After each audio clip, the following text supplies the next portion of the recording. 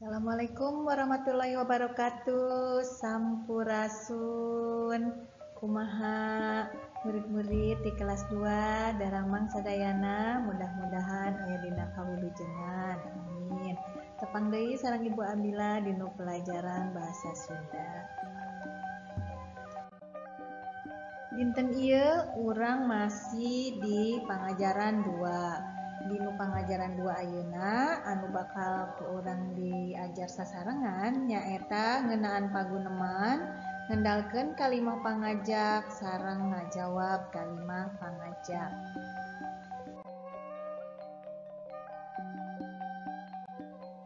Ayeuna ngaragakeun paguneman. Naon paguneman teh?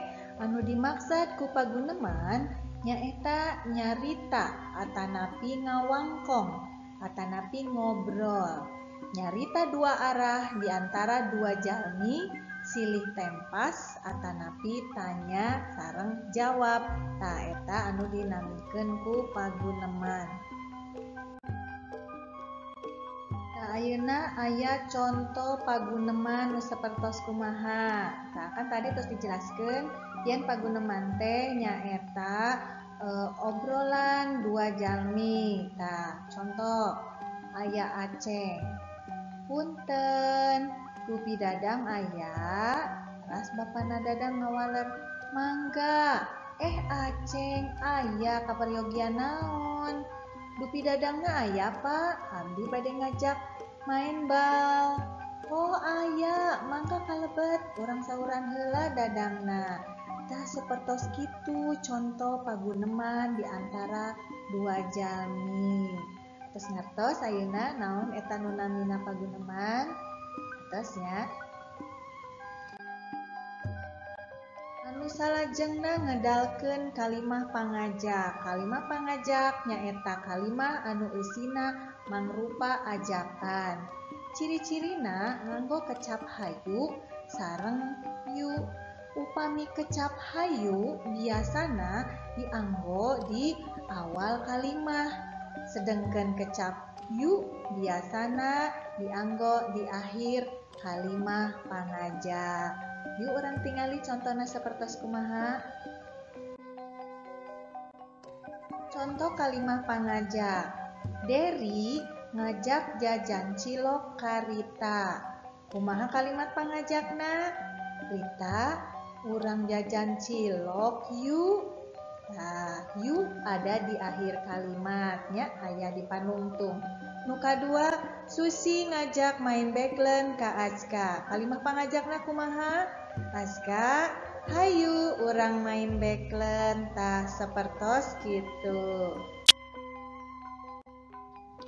Ayeuna urang lajengkeun kanu ngajawab pangajak batur. Mangga titenan contoh kalimat pangajak jeung jawabanana. Contoh nu kahiji.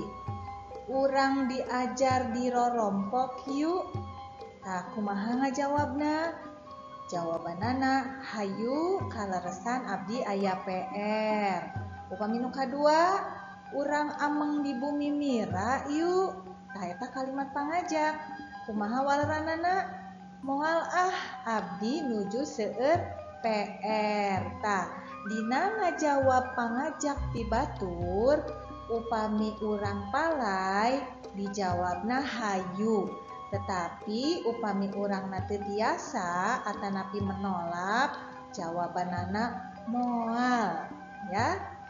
Emut upami ngajawab panajak batur, kedah ngagunakeun kalimah anu sopan.